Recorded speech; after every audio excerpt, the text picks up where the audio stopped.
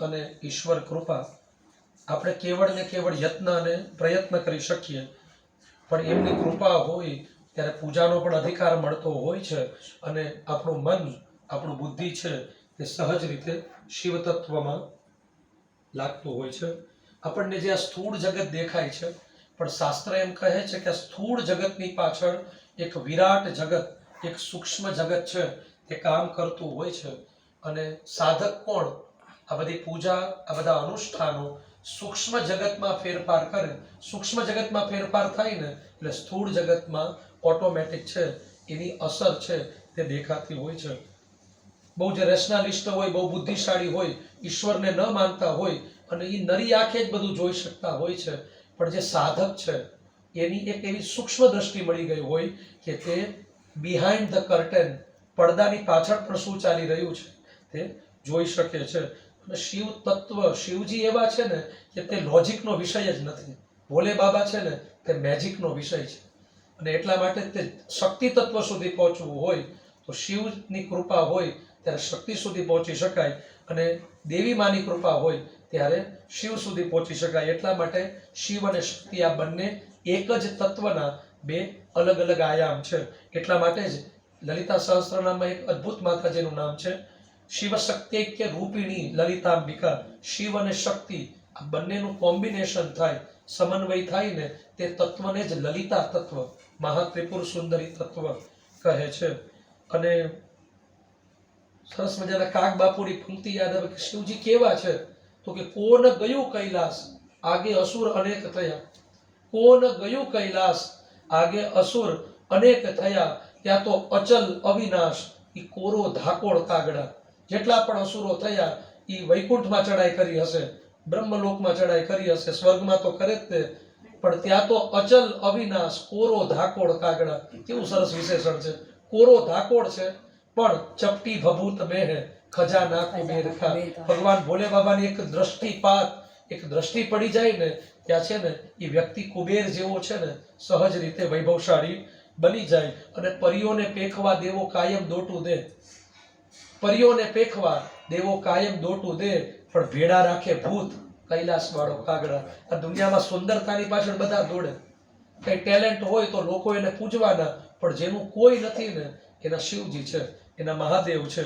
એટલા માટે ભોળાના દેવ છે, ભાવના દેવ છે, વિનાશના દેવ છે, ભરોસાના દેવ છે. ભરોસો દ્રઢ ચરણ કેરો. અને એટલા માટે જ બહુ બુદ્ધિશાળી હોય ને, અનુભવ છે, બહુ બુદ્ધિથી હાલતો હોય, એક આમ એક ડગલે છે આમ કેલ્ક્યુલેશનથી ચાલતો હોય ને એને 2 લાખમાં વધારે પડે જોવું. પણ સહજ રીતે જે ભોળા છે તો મહાદેવ છે, ભોળાનાથ છે. ભોળા છે ને એને સહજ રીતે તારી દે છે. આવું ભગવાન શિવને કહીએ. આ સમય છે ને બહુ ઉર્જાનો છે, એનર્જીનો છે. હજી પણ જો સમય હોય તો ઘરે જઈને 12 થી 1 વાગ્યાનો સમય ઓમ નમઃ શિવાય, ઓમ નમઃ શિવાય આજે પંચાક્ષર મંત્ર છે એના જપ કરવા. આની ઉર્જા છે ને આ વર્ષની, આખા જીવનનું ભાથું છે. આવા બધા અનુષ્ઠાનો છે તે તારી દેતું હોય છે. ભગવાન શિવને કહીએ કે જગતમાં શું થવાનું છે અમને ખબર નથી, પણ હા પ્રારબ્ધ મિટાવી શકે એવો કોઈ દેવ હોય ને તો મહાદેવ છે. શાસ્ત્ર એમ કહે છે ભોલેનાથની કૃપા હોય ને તો લલાટમાં જે મીનના મેઘ હોય ને એ ભોલેનાથ શિવ તત્વ છે તે બદલી શકે. જીવનમાં કઈ પણ ઘટના થાય, સત્યમ શિવમ સુંદરમ. સહજ રીતે અમને એવી દ્રષ્ટિકોણ આપજો કે અમે દરેક ઘટનામાં એ સુંદરતાને નિહાળી શકીએ, જોઈ શકીએ. આવો ભાવથી ભગવાન શિવની પ્રાર્થના. ઓમ જય શંકર कैलासपति शिव, जय शंकर कैलासपति शिव, जय शंकर कैलासपति शिव, जय शंकर कैलासपति शिव. पूर्ण ब्रह्म सदा अविनाशी, जय शंकर कैलासपति शिव, जय शंकर कैलासपति शिव. अंग विभूति गले रुंड माला,